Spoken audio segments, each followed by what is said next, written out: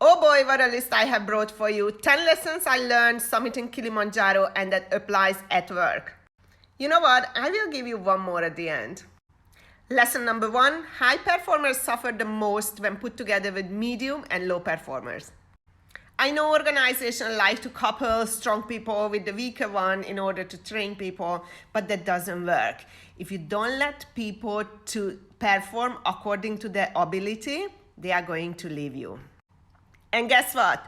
Those high performers who focused on helping low performers did not summit, but the high performers who stuck together, they ignored everybody else and they got to the summit first. And you can see that at organizations. Lesson number 2, your individual problem must not hold the team back. On one of the days, I was super sick and I could not climb, but I had no choice. I could not hold the team back. I had to get going. So supporting each other doesn't mean that everybody stops while I get better. It doesn't mean that you compromise all over the bar. It means that they acknowledge your problem, give you the support that you need to continue the journey, but you must keep up.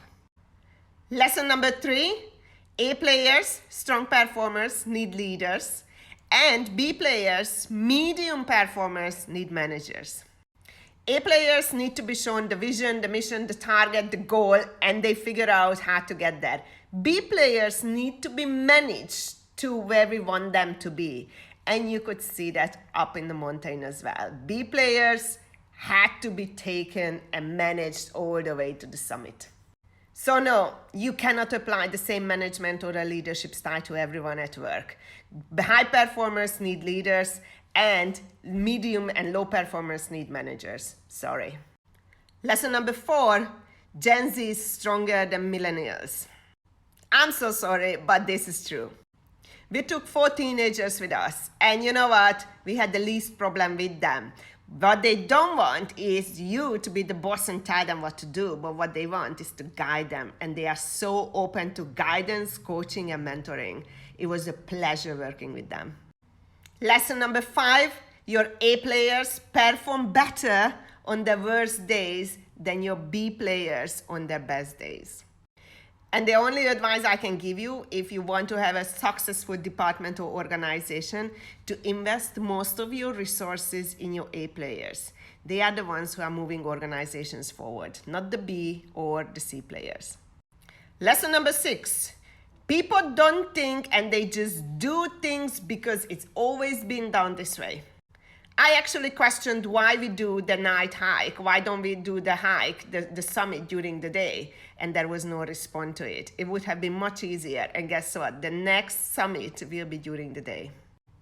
Success is environmental, and you only know what you are capable of or not when you are put to the test. The environment, whether it is up on the mountain or at work, impacts you physically, mentally, emotionally. How you can overcome those challenges determine your success.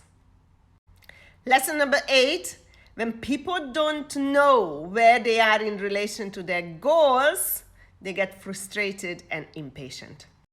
You know, all those employees, they don't really have a goal at work and outside of work, generally in life. And then they are just job hopping because there is no goal. And then they are impatient, they don't know why they are there. And that happened to me in the mountain because I didn't have my altitude watch. I didn't know what time it was, and it was pitch dark. I'm like, where am I? And I got really, really frustrated. So the same happens at work and in life. When people don't know where they are going, especially when they don't even know where they are going, and they just get so annoyed and angry and frustrated. And you can see that on the workforce. Lesson number 9, your arrogance can ruin other people's attempt to succeed. So after we completed EBC, Everest Base Camp, another group went there, and they were very, very cautious and anxious and scared. So we already done it, and we just said, oh, don't be scared, it's easy. Now guess what? It's easy for us because we already been there, we done that, we know what to expect. But that's not what you need to say to people when they are anxious. What you need to do is to calm down the threat signal that the brain is sending that, hey, am I going to survive this adventure? And the same happens at work. When there is a task, where there is a new job, there is a new, whatever to do, a new project ahead, and people get scared. And that's basically your brain is sending you signals. Hey, you have never done that. Are you sure? Do you want to go there? Are you going to survive this? Now, not necessarily literally surviving, but you know what? Sometimes it feels like that. So a simple, simply saying that, oh, it's easy is not going to help. Explain the person what is to be expected. Lesson number 10, if you make your backpack heavy, you're not gonna get there. Life is a journey, and your job is during that journey is to collect experiences, and some of the experiences are very heavy, and you meant to put them down at the closest destination that you can, because you cannot walk with heavy weight. You are never going to get to the end, and you won't be able to collect more experiences because you are occupied with that heavy weight. So those who were walking with the heavy backpack, day pack, they struggled, and some of them did not even make it.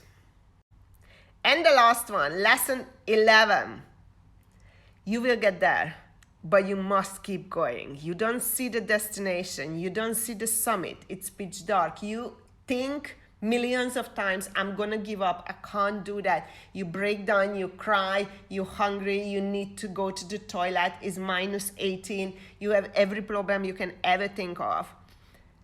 But you put your head down and one foot in front of the other, and you will get there. I guarantee you. And if you think about it, this is how life is. This is how your career is. You don't have to see through every single step. You can't, you won't. But you must keep going. And you will be there at the summit of Kilimanjaro. Just like I got there. We all get there. So, 11 lessons that helps you summiting any mountain, and also at work, and manage people around you. Enjoy and good luck.